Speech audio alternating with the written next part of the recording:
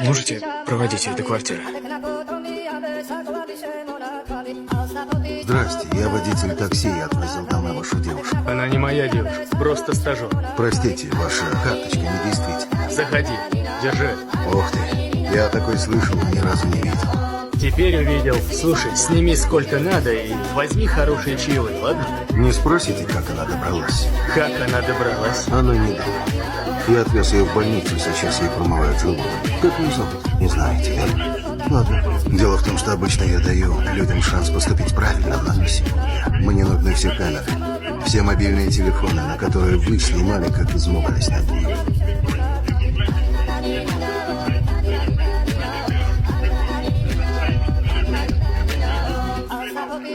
Зря ты сюда приперся, папаша.